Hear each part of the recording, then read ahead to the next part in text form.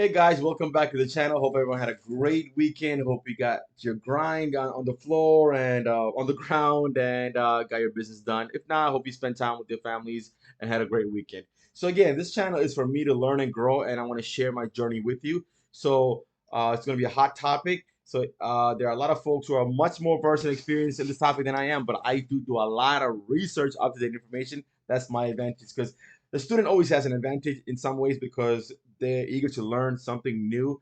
Oftentimes, some of the information that folks may have uh, existed or is accurate at one point in time, it may not be. So again, anyone who has information about this, please, I would love your feedback and input. But let's get to it. So the question is, the big question, folks moving down to Florida, especially if you're not from Florida originally, are what are CDDs? What are CDDs versus HOAs? You know, folks that are coming from other states, they may be familiar with HOAs, but they're not that familiar with CDDs, Community Development District. Now, and some of these folks, they get shocked by the fact that you're paying an additional fee, whether that's through, whether they mention that or they just say it's added to the taxes. That's a different, a different conversation. So I want to delve in a little deeper to really understand what CDDs are, all the way from the creation of it, the bond part of it, and how is it paid, and how long does it last, and so forth. I thought it'll be very educational for those folks that are just being introduced to CDDs because now you see a lot of these homes for sale, new constructions, they'll even advertise no CDDs, trying to compete with those that have CDDs. There are pros and cons to it, and it's an individual decision to be made by that potential home buyer. All right, so let's get right to it. Let's delve into this.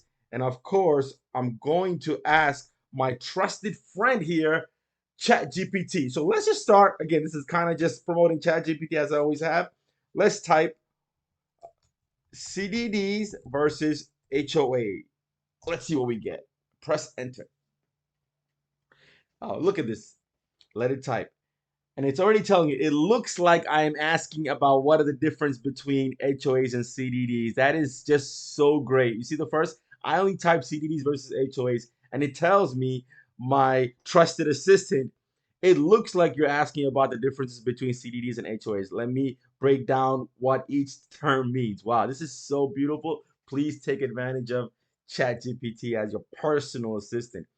CDDs, Community Development District. I'm not going to read through everything, but it's a special purpose local government entity, very key, local government entity created to provide specific public infrastructure and services to a community. That's infrastructure and services. That's the key difference between HOA and CDDs. CDDs are typically established for the purpose of financing. That's where the bonding comes in, bonds, constructing and maintaining essential infrastructure within a new development or community, such as roads, water, sewer systems, drainage systems, and recreational facilities. CDDs often issue bonds to fund this infrastructure, and property owners within the district pay assessments to cover the cost. Basically, the bond that's being issued and the money that's being borrowed, the property owners are paying that with interest, of course. Now, there's a lot of benefits to this for the builder. It's tax exempt, so which is something that's very key as well. Let's just continue reading for a little bit. CDDs have a range of powers and responsibilities, including the ability to levy taxes or assessments on property owners within the district. They are usually governed by a board of supervisors who are elected or appointed to make decisions about the district's operations finances. Very key here. One of the things you want to pay attention to here is they are usually governed by a board of supervisors. Now, the board of supervisors are appointed by the builder. So there's already a little bit of advantage for the builder, the developer, and a little disadvantages for the prospective buyer because again, it's their property, they're building it, they're gonna put down select who they want on the board, whether that's their personal network of friends or whomever it may be, right? Again, but uh, they do have to follow the ethics and the regulations of the community of the county, the municipality. They do have to follow that. So this is not an independent, separate entity that can do whatever they want. They do have to follow the actual rules and regulations. So we are protected in many ways. HOAs, on the other hand, HOAs is an organization formed by a community of homeowners within a residential development or neighborhood. Now, before there are homeowners in this community, that board is also made up of folks selected by the developers, the builders. So again, until the homeowners purchase a property and have a majority of share within that subdivision, it's still managed by the builder. So that's the key take. And at some point, there is a turnover process where it's handed over to the owners of the bill of the community, and again, an attorney will reside over it. So, and they do have to follow government rules and regulations by the state to ensure that everything is done properly and ethically. Key differences: nature and purpose. CDDs are primarily focused on providing and maintaining essential public infrastructure, guys. That's the key. Public infrastructure, CDD, Community Development District. Scope of authority. While HOAs focus on maintaining certain level of aesthetics and behavioral standards, rules and regulation, bylaws, deed restrictions, and so forth within that community by the homeowners. Scope of authority. CDDs often have broad powers and responsibilities, including the ability to levy taxes and assessments for infrastructure financing. HOAs are more concerned with property appearance, community standards, and shared amenities. Now, so basically, most folks know HOA, Homeowners Association. We're not going to delve into that too much. Funding. CDDs finance infrastructure projects through bonds and assessments, while HOAs are funded by homeowners' dues and fees, right? Oh, there's a homeowner budget. The homeowners association look at it every year and see, the price of maintaining the lawn care, everything goes up. Our HOAs goes up, and at the same time, if we monitor, we get the right contracts, the right people, maybe it can balance. I'm not sure if it's going to go down. It could technically go down if there's enough budget, and so forth. It's worth noting that both CDDs and HOA can impact homeowners' experience and cost of living in a particular community. Before buying a property in a development with either a CDD or HOA, it's important to understand their rules of regulations, fees, and responsibilities to ensure they align with your preference and lifestyle. Lifestyle is key. Okay, guys, so that was the gist of it. Thank you, ChatGPT. So it's very important. Couple of things. If there are a lot of amenities in your community, you can pretty much bet there's a CDD. I know I'm being very broad on this, but you can pretty much expect that. If there aren't any amenities, it's highly unlikely that there are any CDDs in there. That's one way of looking at it. However, with the trend going on right now with the lagoons and the parks and the swimming pools, you're gonna find a lot more subdivisions with CDD. So it's something that you should expect. But if you're an owner that's not interested in any of these amenities and what the CDDs may provide, the infrastructure, then you may want to look at a community that does not have CDDs, which is far and few now. The other option is there are properties that you can get an acre of land or bigger land where there are no CDDs and there are no HOAs. It's yours. You manage it. You control it. You work directly with the county or the city and deal with any issues, right?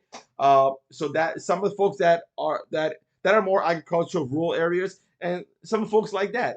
Others who are looking for the more subdivision community lifestyle, you're bound to run into a lot of CDD communities. That's just the way things are working right now. So why are CDDs so popular for builders? Why do builders want that? So it's basically it kind of finances the builder's cost. Prior to CDDs, either the builders have to take up that cost, which means the price of the house will be more, or the local government will have to take up the cost of the infrastructure, which means the cost of building will go up more, which means the cost of the house will go up more. It'll come back to the owner either way. And it's still coming back to the owner. The builders benefit here. It's a tax-free municipal bond. I believe it's a muni bond, or it's a bond that is issued as debt to investors actually.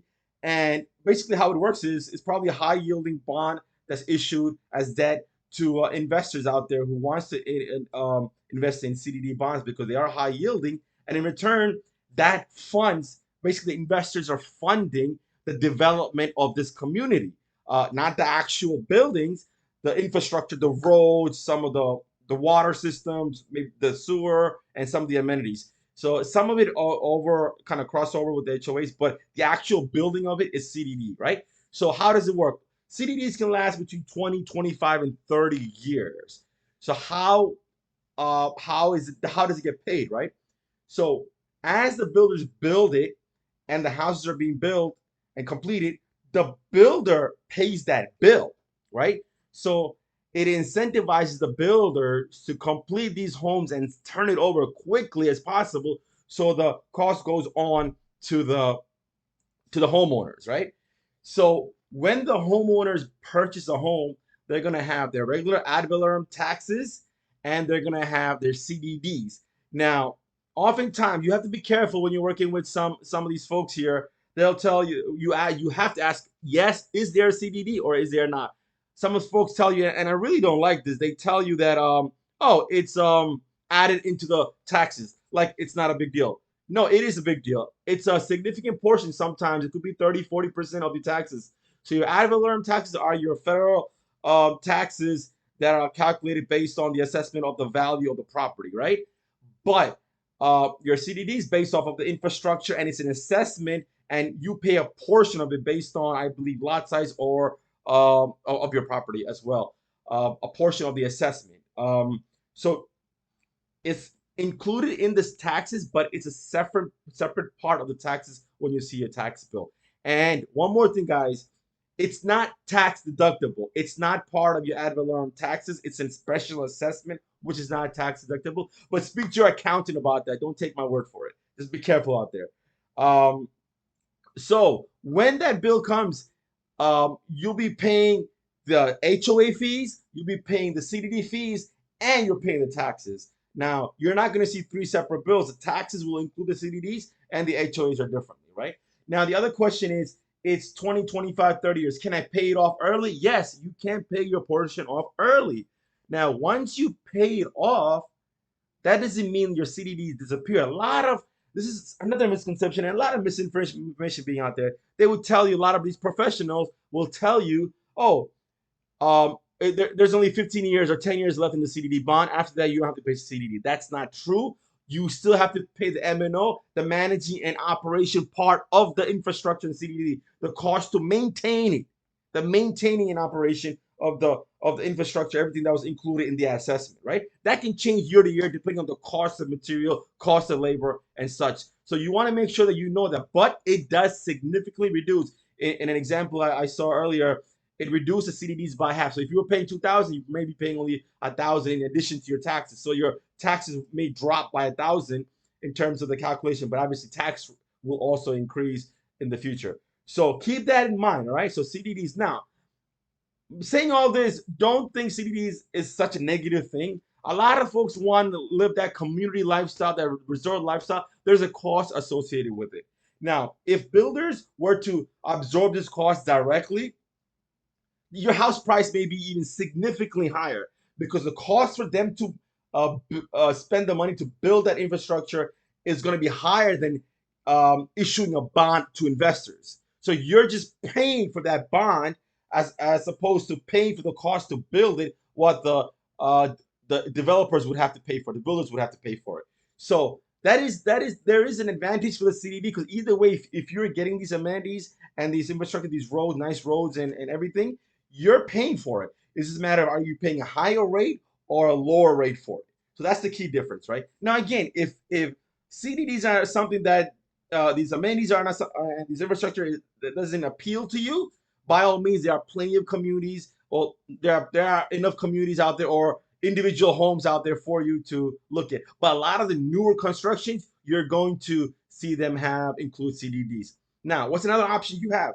A lot of these communities that are not old but not new, maybe 15, 20 years, they may be completed with their bond payment of the CDDs, or they're down to the last 5 years. Now you can purchase that home and pay off the CDD remaining bond amount, or you can negotiate that with the seller listing agent. You can tell them, hey, I don't want to pay the CDD anymore. I want to negotiate that into the price of the home that I'm purchasing. So that's a question that you or your realtor could ask. What's the remaining balance years on the CDD? So that's something that you can probably bring forward to the negotiation table. Something very important. I think that's about it. Again, you have your HOAs. We're not going to get into much of this conversation, and you have your CDDs and your taxes. If you're looking for a home without any of this, there are plenty of homes out there. Florida still have a lot of rural agriculture areas, or even within the cities where there aren't any HOAs or CDDs, and you still have your amenities. You go to the beach an hour or 45 minutes from now, and still enjoy some of the amenities. And it's a convenience. It's a preference to each individual buyer. Okay, guys, so we're gonna wrap this up. I really hope this was some value content for you guys. Those that are expert in the field, please, I implore you to comment and share, so we can continue to learn, myself and potential buyers out there. And most importantly, I'm hoping that that some of these new home buyers, especially coming down to Florida, understand the difference between HOAs and CDDs and the costs associated with it, and the pros and the cons of it. And again, it's a teaching point for myself, a learning point for myself, and hopefully a teaching point to teach others. Again, we're going to continue to do value added content here, help them grow together as professionals.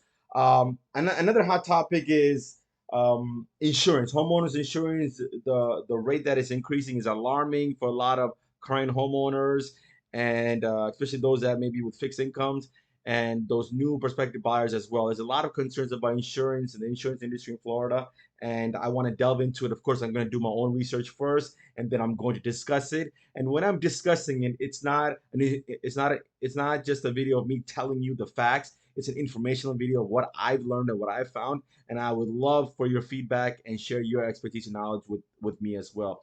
Once again, Real to Life with Dave. This is Dave. Like, share, subscribe, and see you soon. Bye bye.